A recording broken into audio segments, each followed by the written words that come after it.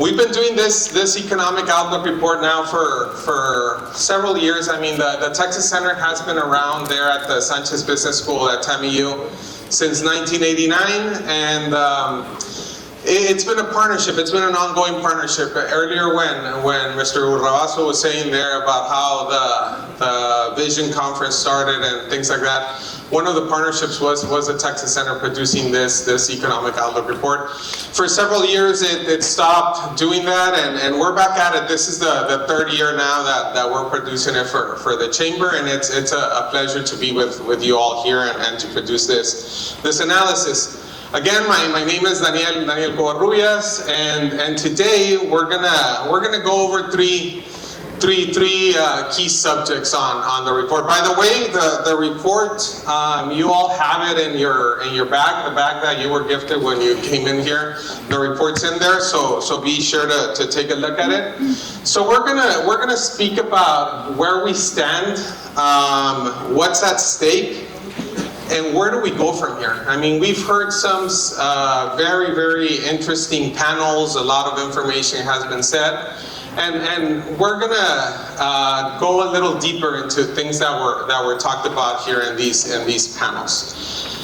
So let's start with the trade outlook, which is one of the sections of the report. This is the top 5 U.S. ports of entry.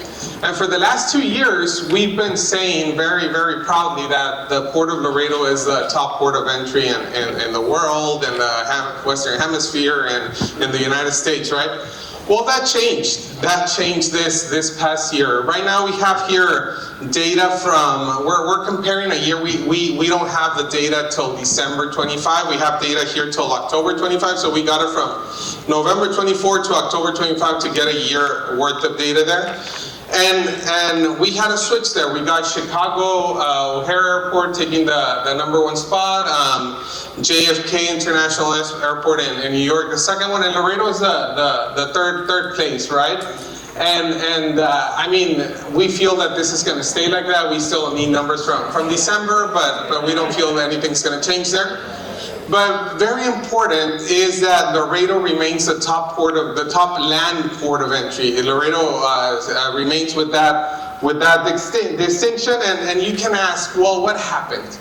Well, Chicago and New York, I mean, going into the data, we saw a big spike of tariff front loading. We saw a lot of this that Chicago and New York did was that they had a big month of March. And that's when the tariffs started, right? The March 4th was when tariffs were announced, and they had a lot of tariff front loading, and that's what gave them this spike to be able to take. And another thing that Chicago and New York did is that they're betting on pharmaceuticals. They both just recently inaugurated big terminals on pharmaceuticals, and that's what's driving the trade there in those 2 ports of entry.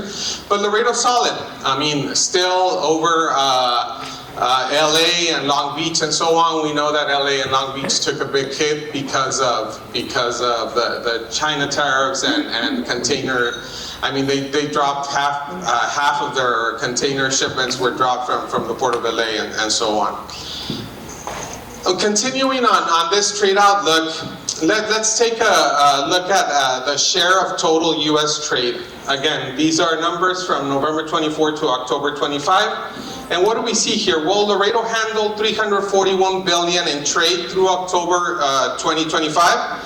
40%, again, that's a number we've been seeing for years now. I mean, and it's stayed a pretty steady number. 40% of all U.S.-Mexico trade and 22% of all USMCA trade is handled through the Port of Laredo. And when I say the Port of Laredo, we say the 2 bridges, right? World Trade Bridge and the Colombia Solidarity Bridge. No other land port of entry comes close to those numbers. That's roughly $1.1 billion crossing the bridges, these 2 bridges every day. I mean, that's a lot of money. I mean, just standing here, you can say that $50,000 just crossed through the World Trade Bridge and so on. So it's a lot of money that's being handled here in the Port of Laredo. how do these commodities, or how do these imports and exports cross? Well, I think right now in the infrastructure panel, we all know it, right? Everybody that's here in this room knows that trucks are a big part of our city, right? So 1 in 4 commercial trucks crossing any U.S. border port crosses at Laredo. I mean, that's pretty impressive. I mean, it's 23%, almost 25%. So obviously Laredo is the #1 port of entry. Again, in truck crossing and commercial truck crossings, that's 2.96 million trucks coming northbound. Again, for north and southbound, it's going to be over again this year, 6 million trucks that cross through the port of Laredo. Rail adds another 480,000 containers. That's about another $50 billion in trade. So Laredo moves over $310 billion in surface freight annually, right? So that's a big number in what Laredo handles, and we'll see in another slide right now of how that trend has been going up, which is this one. This is the Laredo port of entry, its trade trend, right? I mean, how total trade, imports and exports, how they've been handled here through the port in this past year. Trade grew from $25 billion a month in January 2024 to $31 billion a month by October 2025. That's a 24% increase despite tariff uncertainty. I mean, we've been talking about tariffs for a while now and the uncertainty that they're creating, and we all were waiting to see on the impacts that these tariffs had in the port of Laredo. Well, I mean, trade has been keeping that upward trend here at the port. I mean, and you might ask yourself why, and it's because USMCA goods are still exempt. So anything that complies with USMCA principles of what's included in the production and so on, rules of origin and so on, they're still exempt from any tariffs, right? So that's what's keeping Laredo being able to manage these trade numbers. You can see peaks and valleys there, and these peaks and valleys, particularly for this year, they track tariff cycles. So what does that mean? You can see there in March, just as I said right now that in March, JFK and Chicago O'Hare peaked, we had a peak here in March as well. 31.4 billion before the March 4th deadline. So again, companies were front loading their shipments, right? That's when tariffs began. I mean, nobody had any idea that they were going to go on 30-day pauses or 90 days analysis and things like that. So that was the first tariff that was announced, and that's when we had those peaks. We had it again, well, we had it in April that it dropped after the tariffs hit, after the stock market took some hits there as well. But then in October, it spiked again as companies again front-loaded, thinking that tariffs were going to be escalated and so on. So this particular year, trade here through the port of Laredo ebbs and flows according to the tariffs announcements that were done by President Trump's administration. This is total world imports. 85% of Laredo trade, like we said right now, moves by truck. 13% by rail, and under 2% by air. So, well, we do have intermodal capacity, which right now in the Economic Development Panel, it's something good for the city. It's something good that the city offers, that you can move freight here, any of these three modes, right? Truck, train, or air. And the top categories, I mean, these rarely change. It's still machinery, it's still vehicles, electrical equipment. Those are staples. I mean, if you go back to past reports, you'll be able to see that these categories are the same. Mainly it's auto parts, going into Mexico, finished vehicles coming into the United States, and those auto parts, which is one of the main components that cross through here, one of the main commodities, you see them cross 7 to 8 times before a vehicle is finished. I mean, and that's the power of the North American supply chains, and that's the power of having an integrated economy and what it can produce. Logistics facilities, this is a big one. Unfortunately for this one, we weren't able to close the year and get year-end data for 2025. I mean, I'm sure it's gonna keep on this trend, but we have data here till December of 2024. So warehouse investments hit 470 million in 2024 with 86 permits. That was the highest on record. I assure you that when we look at 2025 data, I think that record's gonna be broken once again. In the last 3 years, Laredo has seen over $1 billion in warehouse investment, more than the previous 15 years combined. I mean, and then everybody that's in this room has seen what that boom looks like, right? I mean, you look at the industrial parks, you look at to where Laredo's growing, you go down 35 to San Antonio and you see this development elsewhere, you go down Mines Road. So yes, I mean, and there are the numbers, right? I mean, development in Laredo has boomed. Like I say, for 2025, I expect that the numbers continue to grow. Let's see what 2026 brings, right? Bridges outlook, this is another section that we have in the report where we analyze the numbers for the international bridges. These are pedestrian crossings. Pedestrian crossings reached 5.5 million crossings through November 2025. That's about 15,000 people that crossed the pedestrian bridge, which is bridge number 1, but that's still 22% below the 2019 peak of 7.1 million. Pedestrian traffic is the only crossing category that hasn't fully recovered from its pre-COVID numbers, and I mean that's a question worth asking, right? I mean, I don't have the answer. We still haven't figured it out. I mean, it could be that there's less retail spaces downtown. I mean, I know that's going to be a conversation of other panels. It could be that there's more people crossing by passenger vehicles.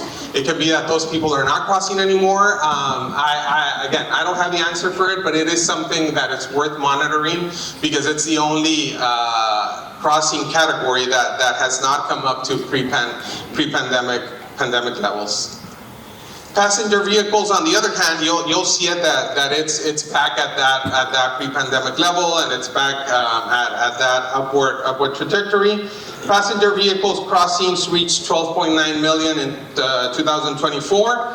Right now, as of November of 2025, they're at 12.4 million. So they're going to reach that 12.9 million, maybe a little over.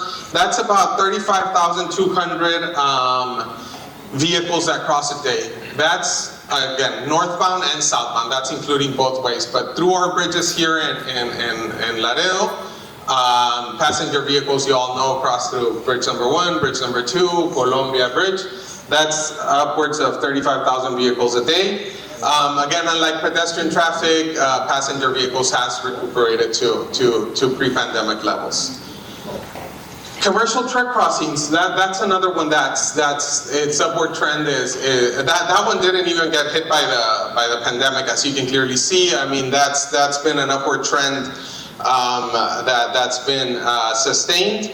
Through November 2025, commercial trucks are crossing at nearly almost 20,000 trucks a day. I mean, everybody in this room that speaks on this and that says that 20,000 number, I mean, it's true. Again, we're taking into consideration World Trade Bridge and Colombia. Between both bridges, we have 19,800 trucks per day that are crossing on average.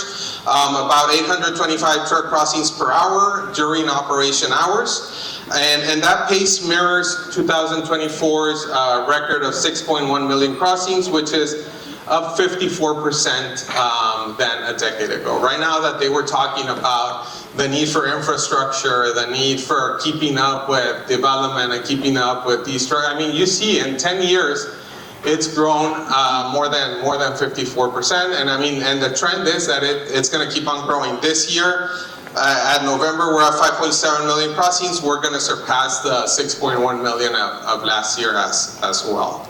That's a lot of trucks. I mean, 20,000 trucks a day. It's quite remarkable. Northbound rail crossings, the same. Well, this one has had a slight dip. We saw that in 2023 there were 4.4 thousand rail crossings. These are containers that are crossing through the rail bridge. So it's remained slightly flat. Another thing to still consider and look at what is moving rail and why is that stagnated for the past three years. So that's the data, right? I mean that's how the port is, and the port is in a pretty strong position. Again, I said, I mean, we won't be able to go out there and say that we're still the #1 port in the nation, but I mean #3 is still a pretty solid position. #1 land port of entry and so on. But what's at stake? I mean, our position is strong. But a policy debate in Washington, I mean, we've all seen with tariffs and things like that and taking it further or escalating, it can hit us, right? I mean, and primarily because this city or this region, I mean, it lives and breathes on international trade, right? So we have to be on the lookout of what's coming and what's at stake here. So the main thing, and that's the focus on the article that's in the Economic Outlook report of this year, and it's, should we go with 1 rule book or 3 rule books? And what am I talking about? Well, there's been a lot of talk in Washington, more of it recently, if USMCA, which is the U.S.-Mexico-Canada trade agreement, if it should be renegotiated, or if it should be split up and done into bilateral deals, right? Bilateral deals between Mexico and the United States, and between Canada and the United States. I mean, I tried to paint it here as clearly as I could. We have a really good framework. We have a trilateral framework that permits North America to keep on moving, right? It permits North America to be one of the largest economic blocs in the world. North America, Canada, the United States, and Mexico produces 30% of the world's GDP. I mean, that's a pretty big number. And it's worked because of the North American Free Trade Agreement and now the USMCA. So you can go from having 1 compliance system to 3 separate rule sets, right, that have to be followed. For any custom brokers here in the room, I mean, you know what NYMER that is, trying to be able to comply with 3 different rule sets, right? So the compliance reality, a single component using Canadian aluminum and Mexican manufacturing and American assembly would need to satisfy 3 distinct origin rules, each with distinct thresholds and certification requirements. I mean, it can get messy really quickly. Just again, because of how integrated North America really is. And it is because of that USMCA. Now, there's also what I called there in the report, the Mexico-Canada problem. Yes, for the US, it might sound good to say, well, we'll go with 2 bilateral deals. We'll sit down with Mexico and we'll have power over them, and then sit down with Canada, have power over them, negotiate. But what happens with Mexico and Canada? That's a whole other agreement that has to be negotiated, right? And it's not a small thing. $56 billion in annual Mexico-Canada trade would be left on the table there if just the US negotiates with Mexico and the US negotiates with Canada, right? And that includes 21 billion in vehicles and 9 billion in electronics. And those are supply chains that are already set up to run through the 3 countries. Now, there's a timeline risk. For everybody here in the room that has seen how NAFTA was negotiated, how the USMCA was negotiated, I mean, it takes forever to do these deals. I mean, one could wish that the governments could sit at a table and negotiate and in a week do a trade deal, but unfortunately it doesn't take a week, right? The USMCA took 3 years to negotiate. So taking that timeline into bilateral deals where you're going to have all this compliance realities and you're going to have to figure out what Mexico's going to be able to do with Canada and how that's going to affect the Canada-US agreement or the Mexico-US agreement and so on. I mean, I put there 9 years, but I mean, it's not a fact. We don't know how long it'll take, but it's a possibility. I mean, these agreements can take very long to be able to negotiate.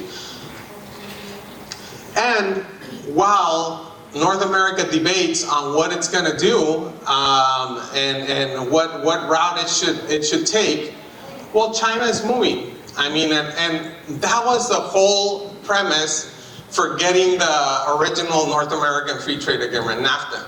It was to deal with the pressures from Asia and to be able to solidify an economic bloc that could compete against Asia. So what's going on with China? Well, Chinese exports to Latin America reached a record $287 billion in 2024, up 13% year over year. So yes, China's moving into the spots that North America is leaving because of trying to renegotiate this trade agreement. There's a big one there, 55% in electric vehicle growth between 2024 and 2025. So yes, we know that China is pushing electric vehicles and it's trying to get them into North America, and it's doing a really good job in Latin America, even in Mexico, without having an automotive industrial plant, an automotive assembly plant in Mexico. 50% of new vehicle sales last year in Mexico were Chinese electric vehicles. So that's pretty close to home. So again, that's something else to keep on the radar. And we have to keep in mind what the trilateral relationship between Mexico, the United States, and Canada was able to build. So since USMCA entered force, 37% trade growth between the three countries, 136% investment surge, 12 plus million American jobs.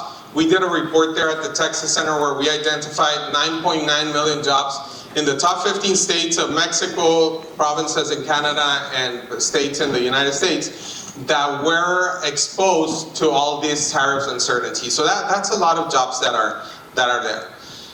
So let's start closing. Where do we go? What do we do, right? Well, we have a perfect opportunity, which is the 2026 USMCA review. The USMCA is actually under review right now. It started late last year, and it's going to go till the 1st of July, where the three countries have to make a decision on whether they're going to extend the USMCA on a year-on, year-off basis. They're going to extend it for 16 more years, or they're going to go the bilateral route, right? So what can we do for this, or what do we suggest? Well, we got to the propositive tone, right? And we put together a framework within TAMIU. We worked on a framework that is a three-part framework on what we propose that USMCA 2.0 can look like. The first part of it is the Binational Customs Agency.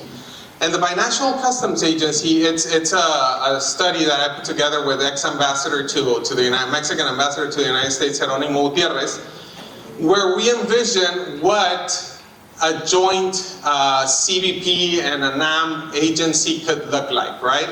Based on frameworks that exist right now, like the International Water Boundary Commission, like the NatBank, and so on. But to make trade more streamlined, to have, I mean, joint inspections already exist between the US and Mexico. World Trade Bridge does them. But the systems still don't talk to each other. We have a digital wall between Mexico and the United States where their systems are not interconnected. This could take care of that. The other one is the North American Industrial Coordination Council. This one I co-wrote. My co-author just left a couple of minutes ago, Jerry Schwebel, that you all know. We co-wrote this, and the idea behind this is to have an industrial policy for the whole of North America. To have North America compete as a whole and not have industrial policies for the United States, for Mexico, and Canada. To take advantage of Mexico's manufacturing power, to take advantage of the United States technological development, smart manufacturing, and so on. And to also take advantage of Canada's natural resources, which none of the other two countries have. And finally, the third part of this framework is the North American Digital Coordination Initiative.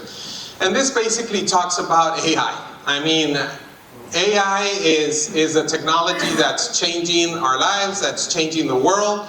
And we all know that the US is in an arms race with China on who's gonna dominate AI. And everybody here in this room wants the US to win. But what we argue in this paper that cannot happen is that the US gets to that finish line, turns around, and Mexico and Canada, its two partners, are way back there. They have to come together. They have to have an initiative for North America, because if not, it's going to be a national security issue for the United States. So, concluding, what are we saying? Modernize, don't fragment. We have 4 pillars there for USMCA 2.0, which are AI governance, digital trade, critical minerals, and supply chain security. And from where we sit here in Laredo, we know that close to 20,000 daily truck crossings represent the physical manifestation of this trilateral integration. The operational case is clear. The frameworks are there. They're ready. They exist, so the 2026 USMCA review doesn't have to start from scratch. You all can have access to all this research. You all can have access to all these documents. There's a QR code there. Feel free to scan it. Everything's on our website. There's my contact information. Again, thank you so much. The report is in your bag. Everybody has a goodie bag. The report is in there. Do we have time for one question? Oh, Andrew, you got it. This is going to be a short one, right? A short one. Daniel, I love your presentations. Every year I become a parrot and I recite your data ad nauseum, hopefully with less screeching, although some people would argue against that. Let me ask a question about how Canada fits into this, whether we call it USMCA, CUSMA, TMEC. Canada is an important partner of the United States. However, with Mexico, they have quite a bit of growth to go in there. Their greatest export to Mexico is grains. If TMEC, CUSMA, USMCA falls apart and the administration at the White House level gets what it wants, and not the Department of Commerce, ITA, or USTR, what does that effect look like on Laredo in regards to Canadian trade coming through our port? Not necessarily the 0.5% that does come through here as Canadian import-exports, but rather the impact on Canadian trade in the United States into Mexico. I told you it was going to be a short one, right? And an easy one. Andrew always comes with the easy questions. I mean, I think the first impact, Andrew, again, it's going to be a compliance mess. I mean, and I think U.S. custom brokers are feeling it right now because of how they're having to deal with tariffs. And if tariffs stack on top of each other, and then if they get it wrong, they're going to have to pay the money that's owed there.